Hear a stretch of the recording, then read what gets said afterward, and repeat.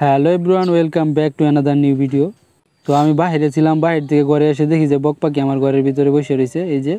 তো এটা দেখে আমি খুবই অবাক হলাম, কারণ এর আগে কখনো বক পাখি ঘরের ভিতরে আসে নাই। বারান্দায় অনেকবারই আসছে, বারান্দায় অনেকবারই ছিল, কিন্তু ঘরের ভিতরে প্রথমবার এই বক পাখি আসলো।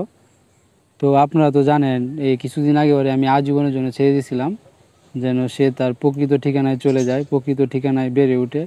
কিন্তু আমাকে অবাক করে দিয়ে সে আমার ঘরের ভিতরে চলে আসছে। এই যে দেখেন, বিছানার উপরে উঠতেছে, আবার এই যে বিছানার উপরে উঠে ঘোরাঘুরি করতেছে, আশেপাশে দেখতেছে চারিদিকে, মানে এমন একটা ভাব নিতেছে, মনে হইতেছে বিছানাটা তার।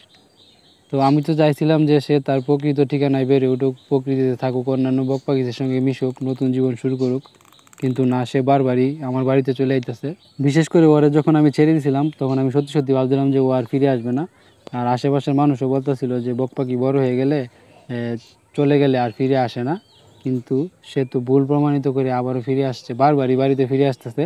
আর এখন তো রীতিমতো ঘরের ভিতরে চলে আসছে, আমার বিছানার উপরে উঠতেছে, আমার বিছানা দখল করে নিতেছে। আর এখন তো মানে আগের থেকে আরও বেশি আমার সঙ্গে মিশতেছে, মানে আগে এতটা কাছে আসে না। এই যে এখন বিছানার উপরে চলে আইতেছে, ঘরের ভিতরে চলে আসতেছে। আগে কিন্তু এতটা আসে নাই, আসতো সর্বোচ্চ বারিন্দাতে আসতো, কিন্তু ঘরের ভিতরে আসে নাই। ছেড়ে দেওয়ার পর থেকে এখন মনে হচ্ছে যে আরও বেশি আমার সঙ্গে মিশতে চাইতেছে, আমার সঙ্গে ভাব জমাইতে চাইতেছে। তার ভাব ভঙ্গি এরকম।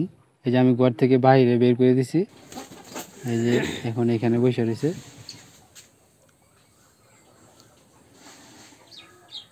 এই যে কিছুক্ষণ পর আমি খেয়াল করলাম যে সে আমার ঘরের বাহিরে দরজার সামনে এই যে দাঁড়িয়ে আছে, সে উকি ঝুঁকি পারতেছে, আমার দেখতেছে দূর থেকে। এই যে দেখেন, এই যে দেখুন, সে এখন দৌড়ে আবার ঘরের ভিতরে আসছে। এই যে আবার ঘরের বিছানার উপরে উঠে পড়ছে আমার। এই যে দেখেন তার অবস্থা।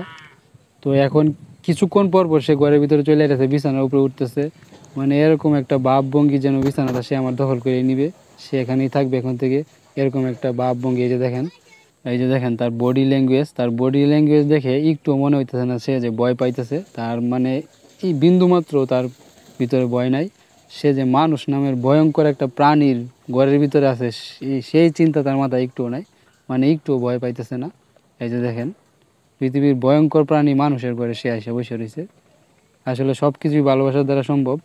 তার এই মানে পশু পাখির সঙ্গে মানুষের যে একটা ভালোবাসা, এটাই এই বক পাখির মাধ্যমে প্রকাশ পাইতেছে। এই যে আমি বারবার ওরে তাড়িয়ে দিতেছি ঘরের থেকে, কিন্তু বারবারই সে আবার ঘরে ফিরে আসতেছে। সত্যি আমি অবাক হয়ে যাইতেছি, আমি ভাবি নাই যে ও আবারও ফিরে আসবে। এই যে দেখেন, এই যে আবারও তাড়িয়ে দিলাম, ঘরের উঠানে নিয়ে দিয়ে আসলাম।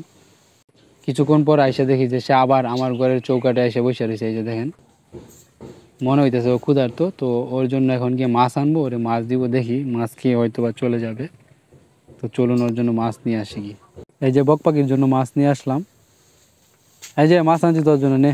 এই যে সে মাছ খাইতেছে, দেখেন সবগুলো খাও আস্তে আস্তে, ফালাস খেয়ে বেটা নিচে, এই যে একটা ফালাই দিছে। এই যে নাও, এটা নাও, এই যে পুঁটি মাছ নাও। এই যে সে মাছ খাইতেছে। কি পেট ভরছে? হ্যাঁ, ওই যে আরেকটা মাছ আছে বাটিতে, ওই যে আরেকটা আছে, এটা খা। এই যে আরেকটা, এই যে এই যে সবগুলা মাছ খেয়ে ফেলছে। পেট ভরছে না? পেট ভরছে, ঠিক আছে। তাহলে মাছ খাইছো, এখন পেট ভরছে, যাও এখন বাহিরে যাও, বাহিরে। তো মাছ খেয়ে সে গাছের নিচে এসে বসে রয়েছে। এই যে দেখেন, সে এখন একটু শান্ত হয়েছে। তো আজকের ভিডিওটা এখানে শেষ করছি। ভিডিওটা ভালো লাগলে চ্যানেলটাকে অবশ্যই সাবস্ক্রাইব করবেন। তো ভালো থাকবেন, টাটা।